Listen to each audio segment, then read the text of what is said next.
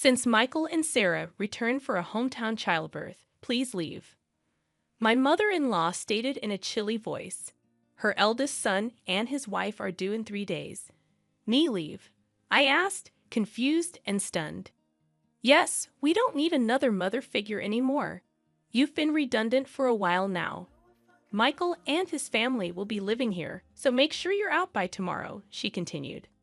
I knew I was never truly accepted into the family since the day I got married. Treated as a wife, never did I imagine they would tell me to leave. You barren failure, you were allowed to experience raising a child. Be grateful. We have no obligation to support you anymore. It seems like Simon is tired of you too. What's Simon to? I gulped down my saliva. If it's not a conspiracy between my mother-in-law and Michael, then I don't need to stand in ceremony with my husband anymore. Foolish to drive me out, but it was my mother-in-law who ignited this. What happens to this house now is none of my concern. May they face the reality they have ignored squarely. Personally, I'm Anna Thompson, 45 years old, living with my husband and mother-in-law in a popular area close to the station. The access to the city center is superb.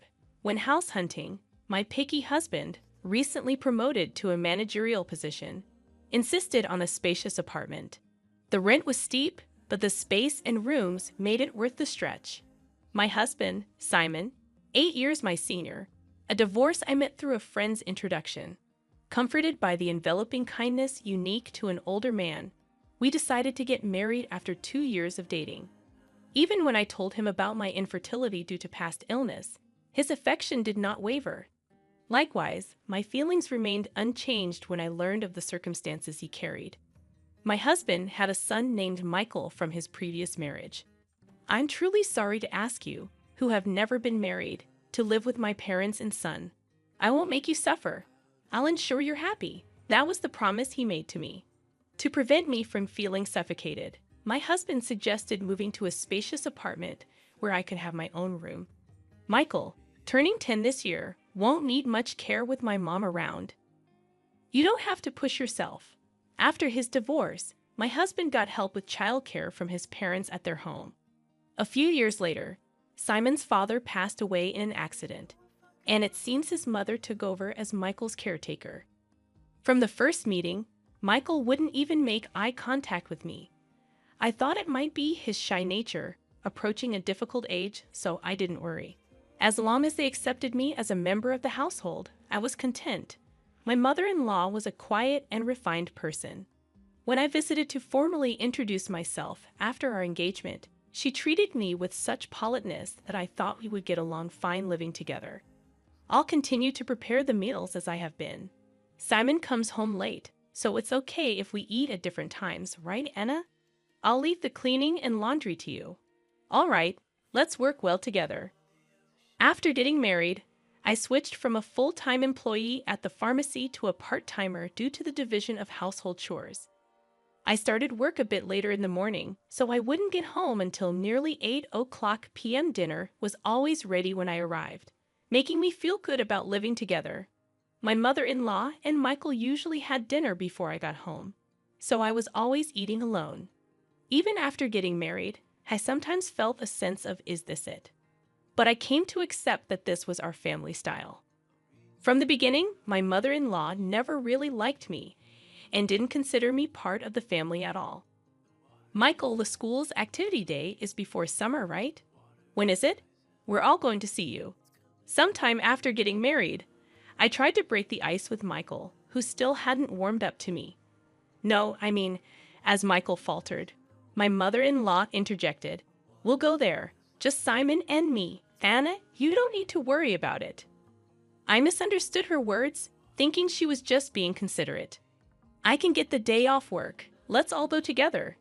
You don't need that. You're Simon's wife. And Mick's family has always been just Simon and me. I was quite shocked when I brought it up with my husband at night. He said, Mom's been clinging to Michael. She probably thinks you're trying to take him away. I'll talk to her eventually. I began to join as a mother at the activity day, but Michael and I rarely spent any time together outside of school events. Sometimes I could tell Michael wanted to say something, but my mother-in-law always cut in between us. I later found out that she had been bad-mouthing me to Michael. Anna said she could be happy with Simon if Michael weren't around. She's a terrible person. Dad must be deceived by her too. If a boy in his formative years hears such things, it wouldn't be strange for him to distrust me. It was a sickening story, but at that time, I hadn't imagined that my mother-in-law could do such a thing. After graduating high school, Michael immediately moved in with his girlfriend and left home. As soon as he started college, a year after he started working, he married her without a ceremony. Once Michael moved out, my mother-in-law surprisingly stopped doing housework altogether. Instead, it seemed that picking on me had become her sole entertainment. She stopped cooking, which she used to do before, and now just sits at the dining table waiting for me to come home. Without a moment to sit down, I would stand in the kitchen and prepare dinner. You're really inefficient. At this rate, it'll take you all night. I was never good at cooking, partly because I had always relied on my mother-in-law to prepare the meals. Whenever I did manage to cook, she would taste each dish and invariably complain, "This tastes awful. I'm sorry, I'm trying my best." You're astonishingly tone-deaf when it comes to flavors, Anna. It's a good thing Michael never had to eat this. How terrible. If she thought so, she might as well make it herself, but it seemed she just wanted to complain to me, not just about the meals, but she started nitpicking everything from the cleaning I never used to do to the laundry. Why are there so many wrinkles on the laundry? You have to vacuum every nook and cranny. You really can't do anything right. Didn't your family teach you anything? With that, my mother-in-law sighed while looking at me being belittled. Even about my family, I clenched my fists in frustration. I don't know how you won over Simon, but I can't see much charm in you as a woman. And she always concluded with the same line, "If you hadn't come, Michael would have never left." I understood that there was a gaping hole in her heart since Michael had left. Maybe it was what they call empty nest syndrome. If taking it out on me made her feel better, that's what I told myself to endure it. But her bullying took on new energy after a certain event. That event was the pregnancy announcement from Michael's wife, Sarah. The joy my mother-in-law exhibited was unlike anything I had seen before. It's Michael's baby. It's bound to be adorable. Yeah, he'll be my first grandchild. Watching the two of them rejoice, I was happy too.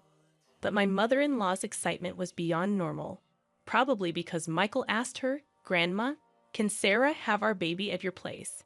Sarah's family home is an hour away by plane, and since they have no one else to rely on here, they turn to us for help. Of course, my mother-in-law wouldn't dream of turning down Michael's request. The phone calls from Michael started to become frequent, and her excitement went through the roof. The next day after getting the news, she started preparing enthusiastically. From cleaning out Michael's room to preparing the bedding and making a list of baby items, it was like she had great-grandchild fever. Naturally, I had to get involved too. When I returned from work, "Anna, I vacuumed Michael's room, so you need to wipe the floors and the windows and please wax them too. This weekend we're going to the department store to look at baby cribs." Cleaning and waxing at night was tough, especially after a long day at work. If I even thought about cutting corners, I'd be told to do it over again. Moreover, my mother-in-law started asking for money, and before I knew it, the house was overflowing with baby stuff. "Anna, I need you to withdraw some money tomorrow. There are things I want to get ready for the baby again. Isn't it wasteful to prepare so much when Sarah and Michael haven't even arrived?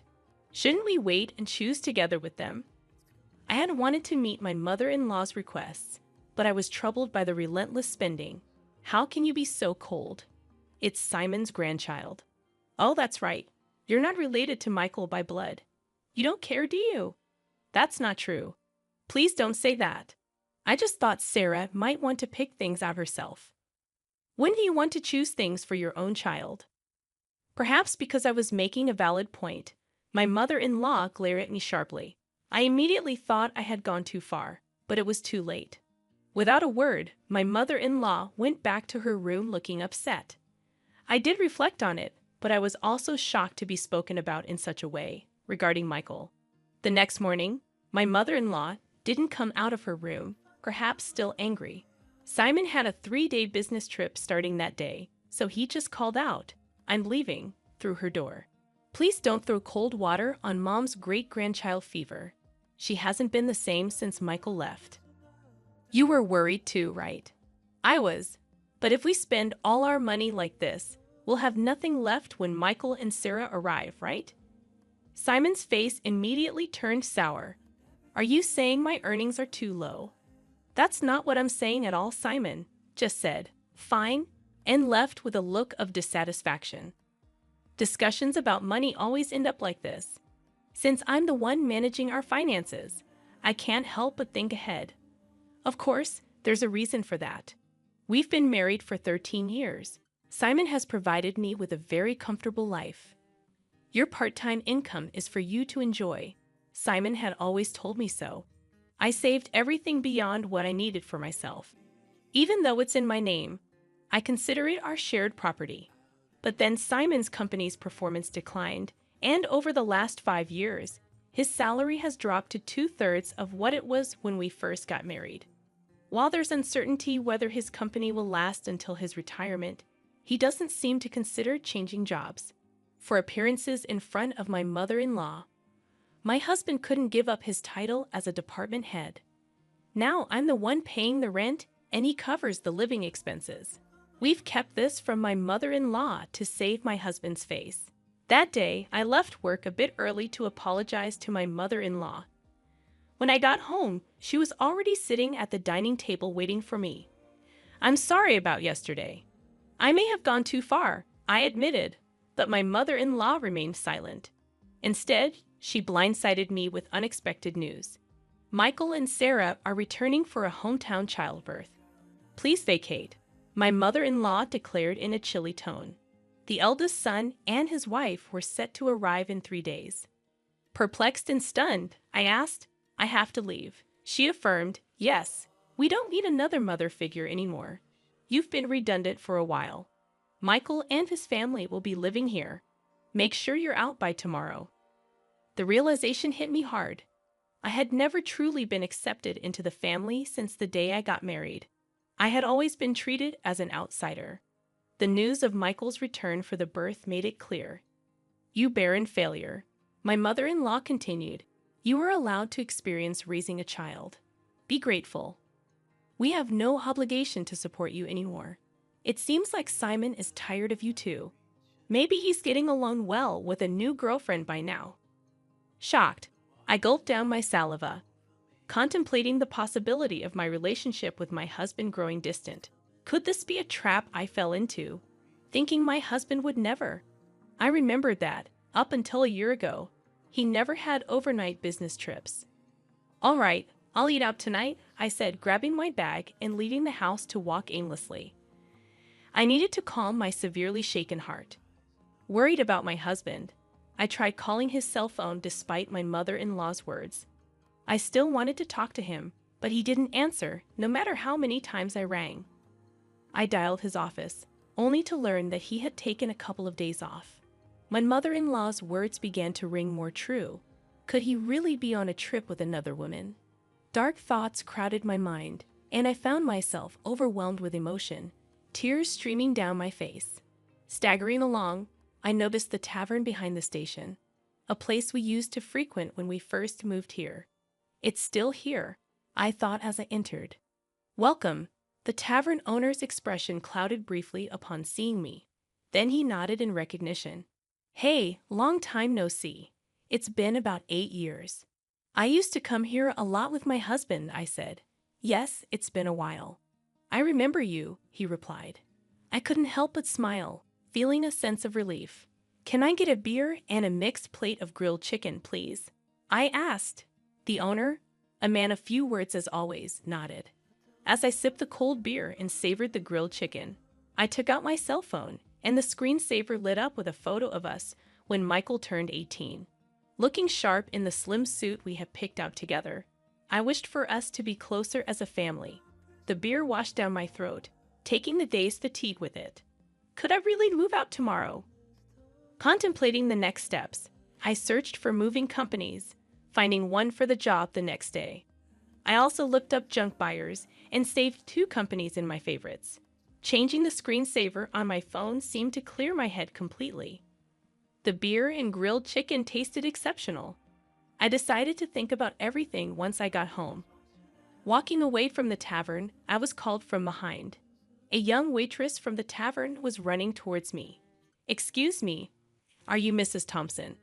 I noticed the screensaver on your phone," she said. Confirming my identity, she dropped a bombshell. My husband was having an affair with one of their employees. We exchanged contact information, and she promised to keep me informed. My mother-in-law's words appeared to be true. Instead of sadness, a fierce anger welled up within me. It was time to confront this head-on. Booking an appointment with a moving company, I resolved to move out that day. If it wasn't a conspiracy, and my mother-in-law and Michael were truly involved, then I no longer needed to honor my husband. Returning home, I packed my belongings until midnight. Without hesitation, the moving company arrived on time, and I made it clear that I was leaving. As requested, they took everything I had bought, erasing every trace of my presence. My mother-in-law panicked, but I was resolute. "I'm taking everything I bought. You can start a completely new life tomorrow," I declared, suppressing a laugh. Ignoring her protests, I proceeded to have everything taken out. My mother-in-law complained loudly to the movers, but there was nothing she could do. The only items left in the house were piles of baby gear and her old dresser from before the marriage. "Well then, I bid you farewell. There should be no trace of me left, so enjoy your life with Simon, Michael, and his family," I declared, leaving her sitting there stunned. Placing the keys on the table, I exited the room. The movers held onto my things for a while, and I decided to stay with a single colleague for some time. Feeling a sense of completion, I slept soundly that night. A week later, I finally heard from my husband. I wondered if he was scheming with that other woman. While my husband was dragging his feet, I received a call from the young woman at the tavern. "Got a good shot, so I'll send it to you." In the photo, my husband was chatting up a not-so-young woman at the tavern. Maybe out of a sense of justice, the young woman must have followed them after they closed. There was also a photo attached of the 2 entering a hotel. Even in such times, the cheating continues, I thought, and any last bit of affection I had for my husband dissipated. I asked for the woman's name and had her address looked up. The next day, armed with all the evidence of the affair, my husband called. "Anna, where are you? Michael and his family are here too. Aren't you going to come home soon?" "No, I'm not coming back. Your mom told me to leave. I'm done here. Michael and his family are going to live with you now, right?" I knew it. Michael and his family were out of money and looking to crash at our place. I heard that after graduating from a vocational school, they'd been hopping from job to job, and now they're working part-time. "No. I want you back, Anna. I went to the pharmacy, and they said you're off for a bit. Got a place to crash." "Yeah, I'm fine. So don't worry about me. Your mom and Michael didn't like me, right? I reckon they're happy to have the place to themselves without me around." My snide comment left my husband speechless. He knew his mother and Michael never accepted me as family, but pretended not to see it. "Well, all right.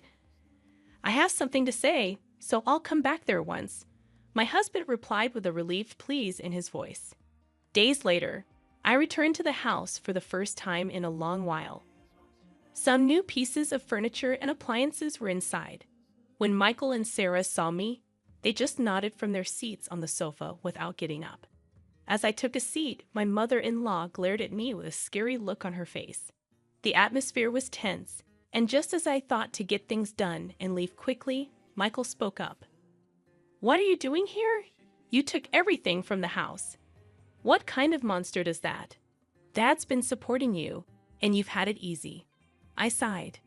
"I took everything because I paid for it. I wanted to remove all traces of me, just as you wanted, right? That's crazy, right? There's no way you could afford all that just working part-time at the pharmacy," my husband said. When I glanced at him, he started talking as if he'd resigned himself. We've been getting by on what Anna and I both make for a little while now. Then the stuff you took should be both yours." Instead of my speechless husband, I decided to speak up. "Simon's company has been doing poorly, and his salary plummeted. That's why, for the past 5 years, I've been covering what's missing. But that wasn't enough, and now I'm the one paying our rent." My mother-in-law looked at my husband with surprise. "I'm not just a part-timer, I'm a part-time pharmacist, and the pay is quite good. I'm making more than Simon now." At my words, my husband awkwardly looked away. My mother-in-law's eyes were frantically shifting between my husband and me. "From now on, Michael, you'll be paying the rent. You're going to live here, right? After all the help your grandma's given, it's time for you to take care of her." Michael looked at me with a shocked expression. When I dropped the news suddenly, "Rent? How much is it?" he asked. "It's $5,600. Good luck, since it seems my role as a mother is over. I don't have an obligation to take care of you anymore. Pull yourself together. You're going to be a father soon." Michael murmured with a shake of his head, "That's impossible." It was Sarah who raised her voice upon hearing this. "Wait, $5,600? Weren't we supposed to live here for free, covering rent and living expenses?" I almost burst out laughing. "Don't worry, Sarah. You can move to a cheaper place. Simon still makes a decent salary." Hearing this, Sarah's face relaxed a bit. "Oh, since I'll be leaving you, Simon, life might still get tough with your mistress, huh?" At that, Sarah finally broke down in tears. It was my husband who panicked. "What? What are you talking about?" Sarah replied, "Oh, your mother told me about the new woman. I guess it's time to end my role as a wife too. My husband must think there's no evidence. Indeed, it hasn't even been 10 days since I left the house. Wouldn't that hurt Mary if she heard you? Well, I'll get in touch about that later." At the mention of Mary's name, my husband jolted, realizing that I knew everything. He held his head inside. This is not the atmosphere to write a divorce paper. "Well then, I'll be going now. Please talk to me further through a lawyer." Neither my husband Simon nor Michael said anything more, staying silent as I grabbed my bag and stood up. My mother-in-law stood up simultaneously, slamming her hands on the table. She yelled with a voice too strong for an elderly woman, "What the hell? It's all your fault our home is in shambles." I was instantly irritated. "It was you who told me to leave. It was you who said Simon had another woman. And you interfered with my relationship with Michael. Everything was you." I felt a surge of heat in my chest. I regretted not being more assertive with my relationship with Michael, not holding back because of my mother-in-law. "Michael has nothing to do with this. It's time for you to step up, Simon. He's going through a hard time. You should support him as his wife, take responsibility as a family member." What is she even talking about? If she hadn't called Michael back home, if she hadn't hinted at Simon's affair, I would still happily support Simon and this home I always believed in and supported. "Simon, where are you? Michael, why are you still here?" It's all her fault. My mother-in-law's lips tightened into a line, and she was trembling. I slipped past the silent mother-in-law and quickly left the room. Afterward, Simon agreed to the divorce rather easily. It seems my determination was strong, and he couldn't counter the evidence of the affair. Shortly after, it seemed like they started the process of moving out of the apartment. In the end, Michael and Sarah went back to their apartment and never lived with the mother-in-law. Simon seems to be considering remarriage, but Mary was furious over the alimony and his request for her to live with his mother. I've heard they're considering whether to place my mother-in-law in a care facility. After all the love she poured into her son and grandson, it's somewhat sad to think they're ready to abandon her now. Perhaps she's served her purpose too.